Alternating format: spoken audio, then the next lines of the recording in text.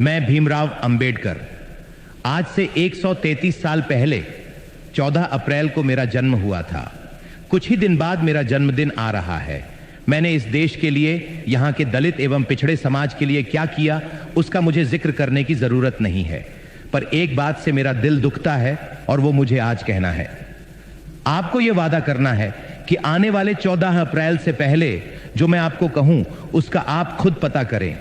आजकल इंटरनेट पर Google search करने से सब मिलता है। मेरे बारे में तो इंटरनेट भरा पड़ा है।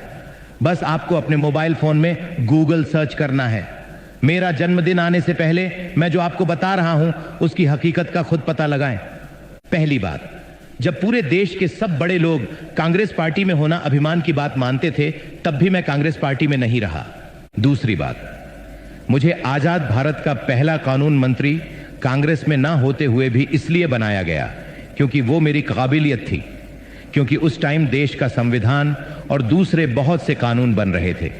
तीसरी बात, कानून मंत्री रहते हुए मुझे कांग्रेस के प्रधानमंत्री नेहरू और बाकी कांग्रेस के सभी लोगों ने हमेशा बेइज्जत किया, और इतना ज्यादा बेइज्जत किया कि आखिर में मुझे 1951 में इस्तीफा देना पड़ा। इस्तीफा देते समय मैंने इस्तीफा लेटर में सब डिटेल में लिखा कि मुझे कैसे कैसे बेइज्जत किया गया। उस लेटर के महत्वपूर्ण बिंदु ये हैं। पहला, मुझे कभी भी कोई महत्वपूर्ण पद कैबिनेट में जानबूझकर नहीं दिया गया और हमेशा साइडलाइन करके बेइज्जत महसूस कराया गया। दूसरा, नेहरू को दलितों की संरक्षण की बिल्कुल चिंता नहीं थी, बल्कि उसको मुसलमानों के संरक्षण में ज्यादा रुचि थी। तीसरा, नेहरू ने देश की विदेश नीति की वॉट लगा रखी थी। एक भी देश भारत के साथ नहीं खड़ा था, और कश्मीर के मुद्दे पर तो उसने और ज्यादा हालत खराब कर दी थी। चौथा, हिंदू कोड कानून भारत में समाज सुधार का एक बहुत बड़ा हथियार था और यह मेरे दिल के बहुत करीब था। इसको नेहरू ने कभी पास नहीं होने दिया। मैंने जितनी कोशिश की, नेहरू और कांग्रेस ने उतना ही ज्यादा रोड़ा अटकाया। इन सब बातों से परेशान और बेइज्जत होकर मुझे अंत में इस्तीफा देना पड़ा। आप इसका पता करो गूगल से।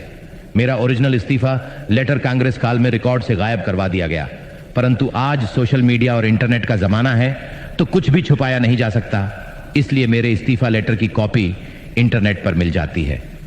इसके बाद पहली बार देश में लोकसभा के चुनाव 1952 में हुए।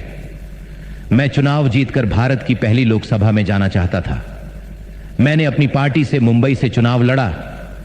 कांग्रेस ने मेरे ही पीए नारायण कजरोलकर को मेरे सामने अपनी टिकट पर खड़ा करके षड्यंत्र करके मुझे 15,000 वोट से हरा दिया और बेइज्जत किया। मैं भारत की पहली लोकसभा में नहीं जा सका। फिर दोबारा पहली लोकसभा में जाने का मौका 1954 में आया, जब महाराष्ट्र के भंडारा में उपचुनाव की घोषणा हुई। मैंने यह चुनाव लड़ा। यहां भी कांग्रेस ने मेरी ही बिरादरी के भाऊराव बोरकर को मेरे सामने खड़ा करके मुझे हराया और बेइज्जत किया। नेहरू और कांग्रेस ने मुझे देश की पहली लोकसभा में घुसने ही नहीं दिया, और दूसरी लोकसभा के चुनाव से पहले मैं देह छोड़ चुका था। यह बेइज्जती मेरी मृत्यु के साथ ही नहीं रुक गई, ये चलती रही। मृत्यु के बाद भी जब तक कांग्रेस सरकार रही, तब तक मुझे भारत रत्न नहीं मिला। नेहरू ने जिंदा रहते रहते खुद को ही 1955 में भारत रत्न दे दिया। उसकी बेटी इंदिरा, उसके दोहिते राजीव, सबको भारत रत्न दिया गया। यहां तक कि ईसाई धर्म का भारत में प्रचार करने वाली विदेशी मदर टेरेसा को भी भारत रत्न दे दिया गया। बहुत लोगों को भारत रत्न उनके जीवन काल में ही मिल जाता है, पर मुझे मेरी मृत्यु के 30 साल बाद जब वीपी सिंह की गैर कांग्रेसी सरकार आई, तब जाके इसके काबिल समझा। मुझे बड़ा दुख होता है जब मैं ये देखता हूं कि मेरा अपना समाज, जिसके लिए मैंने अपना सब कुछ कुर्बान कर दिया, वो उन लोगों का वोट बैंक बना हुआ है जिन्होंने ना केवल जिंदगी भर बल्कि मरने के बाद भी मुझे इतना बेइज्जत किया। आशा है कि यह जो कुछ मैंने कहा है, इसकी सच्चाई का आप लोग मेरे जन्मदिन 14 अप्रैल से पहले खुद पता लगा लेंगे और मुझे जन्मदिन का यह सच्चा तोहफा देंगे।